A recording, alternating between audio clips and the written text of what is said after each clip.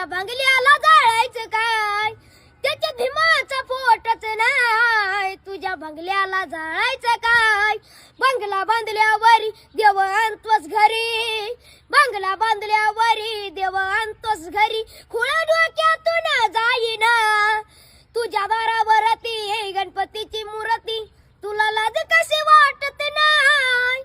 अरे बुद्ध पूजा तुझ्या घरात नाही, अरे मग तुझ्या बंगल्याला जाळायचं काय.